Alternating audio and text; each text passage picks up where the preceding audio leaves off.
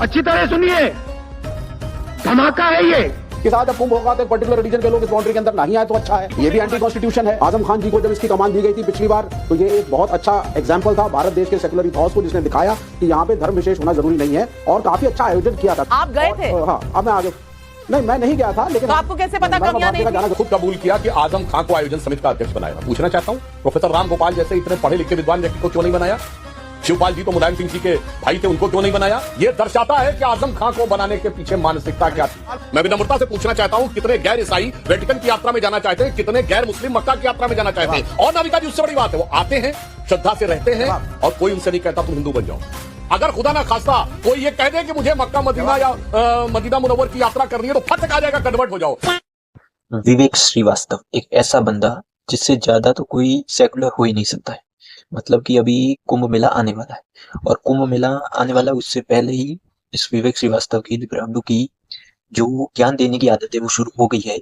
और इसका कहना है कि कुंभ मेले में जो मुस्लिम है, गैर हिंदू है, उन्हें भी आने दिया जाए, क्योंकि ये तो सेकुलर है। लेकिन यहीं पर किसी और धर्म का पर्व होता तो ये वहां पर बोलता नहीं, तो ये यहाँ पर भी ज्ञान देने लगा था। लेकिन आगे थे सुधांशु त्रिवेदी, तो आपको तो पता ही है कि वो तो गूगल को भी पीछे छोड़ दे। तो उन्होंने जो सुधांशु त्रिवेदी ने विवेक श्रीवास्तव की जो धुलाई की है वो काफी देखने लायक है, आप इस डिबेट में देखेंगे। चलिए शुरू करते हैं, लेकिन वीडियो शुरू करने से पहले वीडियो को लाइक और चैनल को सब्सक्राइब कर दें, और कमेंट में जय श्री राम जरूर से लिखते। आप ही समझा दीजिए कि ये नई दिक्कत क्या है। राम मंदिर से दिक्कत थी, अब इनको दिक्कत हो गई है महाकुंभ के निमंत्रण से भी। दिक्कत इनको ये है कि आज से 12 साल पहले जब महाकुंभ हुआ था, तब अखिलेश जी की सरकार थी। और मैं दर्शकों को बताना चाहता हूं, इस पूरे मेला के आयोजन का अध्यक्ष कौन था? आजम खान। कोशिश करते हैं ना कि दूसरे धर्म वाले को नहीं करते। और आजम खान कौन? कोई आलिम, फाजिल, जहीन, नफासत वाला मुस्लिम नहीं, जिनके बारे में यह आरोप है कि उन्होंने 1990 में भारत माता को जायन कहा। अब मैं बताना चाहता हूं, जो निमंत्रण की बात कर रहा हूं, मैं आपके लाखों दर्शकों से कहना चाहता हूं, कुंभ मेला दुनिया का सबसे बड़ा आयोजन है। आज ये बताया जा रहा है 40 करोड़ लोग आएंगे। भारत और चीन को छोड़ के दुनिया में कोई तीसरा देश नहीं जिसकी आबादी 40 करोड़। मौनी अमावस्या वाले दिन उम्मीद है कि 4 करोड़ से ऊपर लोग हो सकते हैं। दुनिया में 75% देश हैं जिनकी आबादी 4 करोड़ नहीं है। और सोचिए ये कैसे आते हैं? ये आयोजन में इतना आदमी आता कैसे? Without any invitation. जिसकी आस्था होती उसे इन्विटेशन नहीं चाहिए। Without any advertisement, without any persuasion, बस वो पत्रा में देखता है फला तारीख को मौनी अमावस्या, और चल देता है। और अखिलेश जी जाएंगे, वो तो चलिए वीआईपी ढंग से रहेंगे, बाकी लोग तो खुले आसमान के नीचे जाके रहते हैं। ये दुनिया भारत का ड्राइविंग फोर्स है। दुनिया में बड़े से बड़े नेता के कार्यक्रम में 4 करोड़ की भीड़ नहीं जुटती, बड़े से बड़े फिल्म स्टार के कार्यक्रम में 4 करोड़ की भीड़ नहीं जुटती। और ये दुनिया का इकलौता धार्मिक उत्सव है जिसमें दूसरे धर्म के लोग भी आते हैं। हजारों की संख्या में विदेशी आते हैं, कोई नहीं रोकता, और अपनी श्रद्धा से आते हैं। मैं विनम्रता से पूछना चाहता हूं, कितने गैर ईसाई वेटिकन की यात्रा में जाना चाहते हैं, कितने गैर मुस्लिम मक्का की यात्रा में जाना चाहते हैं? और नाविका जी, उससे बड़ी बात है, वो आते हैं, श्रद्धा से रहते हैं, और कोई उनसे नहीं कहता तुम हिंदू बन जाओ। अगर खुदा ना खास्ता कोई ये कह दे कि मुझे मक्का मदीना या मदीना मुनव्वर की यात्रा करनी है, तो फट से आ जाएगा, कन्वर्ट हो जाओ। जनाब, सनातन को समझने के लिए बहुत समझ चाहिए। आपको कहां से समझ में आएगी? इन्होंने खुद कबूल किया कि आजम खान को आयोजन समिति का अध्यक्ष बनाया। मैं पूछना चाहता हूं, प्रोफेसर राम गोपाल जैसे इतने पढ़े लिखे विद्वान व्यक्ति को क्यों नहीं बनाया? शिवपाल जी तो मुलायम सिंह जी के भाई थे, उनको क्यों नहीं बनाया? मुलायम सिंह जी खुद बन सकते थे, उनको क्यों नहीं बनाया? आज आपने नेता प्रतिपक्ष बना रखा है, माता प्रसाद पांडे जी, उनको क्यों नहीं बनाया? ये दर्शाता है कि आजम खान को बनाने के पीछे मानसिकता क्या थी। अरे मेरे भाई, मैं चैलेंज करके पूछता हूं, हजारों साल पहले जो कहते थे धरती चपटी है, जो कहते थे धरती स्थिर है, जो कहते थे सूर्य पृथ्वी के चारों ओर घूमता है, इसके लिए फांसियां दे रहे थे गैलीलियो को। आपने खुद कबूला है हजारों साल से आ रहा, मगर उसके बाद भी आपको इस धर्म में विज्ञान नजर नहीं आता है, इसमें भेदभाव नजर आता है। हमने सिर्फ उसको एक सम्मान, स्वाभिमान का स्थान दिया है, आपके लिए हिकारत का स्थान था, इसीलिए आजम खान को आपने अध्यक्ष बनाया था। देखिए, सबसे पहली चीज है कि एक बड़ा इवेंट हो रहा है, धार्मिक इवेंट हो रहा है, बहुत सारे लोग आएंगे, मैनेजमेंट अच्छा होना चाहिए, अगर स्टेट गवर्नमेंट प्रयास कर रही है, सेंट्रल गवर्नमेंट उसमें मदद कर रही है तो बहुत अच्छी बात है। कोई इसके खिलाफ नहीं, कोई भी अपोजिशन पार्टी, कोई भी इंडिया अलायंस का घटक दल ये नहीं चाहता है कि व्यवस्था खराब हो। हाँ, क्वेश्चन जरूर करेंगे कि साहब ये कमी है, ये कमी होना भी चाहिए। आजम खान जी को जब इसकी कमान दी गई थी पिछली बार तो ये एक बहुत अच्छा एग्जाम्पल था भारत देश के सेक्युलर इथॉस को, जिसने दिखाया कि यहाँ पे धर्म विशेष होना जरूरी नहीं है, और काफी अच्छा आयोजन किया था। कमियां बेशक आप जितनी मर्जी गिनाइए, उस वक्त जहां तक हम लोगों को याद कर रहा है लोगों ने तारीफी करी थी इंटरनेशनल, आप गए थे, बड़ी संख्या में लोग आए, आप गए थे? हाँ, अब मैं आगे नहीं, मैं नहीं गया था, लेकिन तो आपको कैसे पता कमियां नहीं थी? तो आपको कैसे पता कमियां नहीं थी? बहुत बड़ा एग्जाम्पल था कि आजम खान एक मुसलमान होने के बावजूद भी मेहनत करके एक अच्छी व्यवस्था की कोशिश कर रहे थे। देश के सेकुलर इथॉस को दुनिया ने देखा। आज की तरह नहीं कि कहने हम माता प्रसाद पांडे को क्यों नहीं बनाया गया, हिंदू धर्म वाले को क्यों नहीं इंचार्ज बनाया गया, और ये हमारे कॉन्स्टिट्यूशन में लिखा हुआ है, सरकार का रोल धर्म के प्रोपोगेशन में नहीं होना चाहिए। This is what the constitution of India states.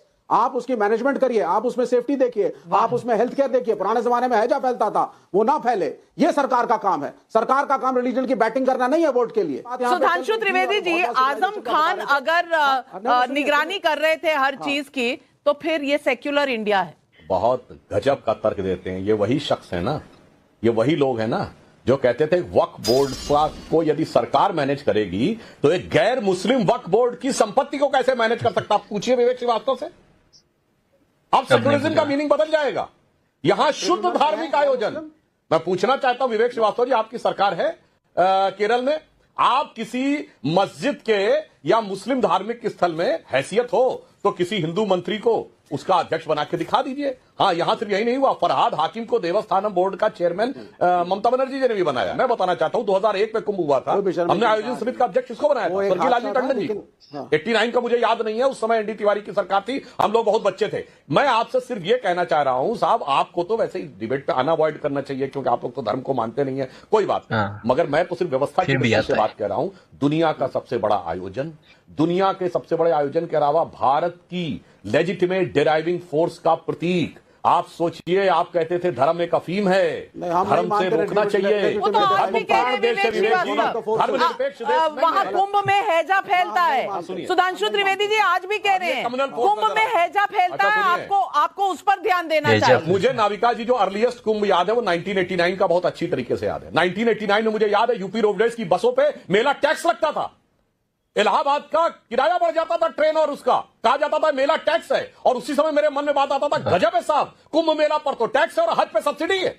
पूछे विवेक श्रीवास्तव से, ये सेकुलर गवर्नमेंट है थी जो तीर्थ यात्रा का सारा पेमेंट 1989 में सरकार किसकी थी? 1989 में सरकार किसकी थी? अब सोचिए, समर्थन कौन दे रहा था? सरकार थी, कांग्रेस की सरकार थी मेरे भाई। की सरकार को समर्थन तो बीजेपी भी दे रही थी ना। याद नहीं रहता, जनवरी में कुंभ होता है, जनवरी 89 में एनडी तिवारी की सरकार यूपी में थी और राजीव गांधी को कुछ नहीं पता रहता भाई। हट गया था, आज हम कुछ बोलने लगते। वीपी सिंह 4 दिसंबर 1989 को आए थे, कुंभ हुआ था जनवरी 89 में, कुछ नहीं पता। विश्वनाथ प्रताप सिंह के टेन्योर में भी कंटिन्यू करी है। अरे मैं चैलेंज कर रहा हूं आपको, भाई चैलेंज कर रहा हूं आपको, बताइए 89 में फरवरी के महीने में हुआ, झूठ बोल रहा है किसकी सरकार थी? हद होती है यार झूठ बोलने की।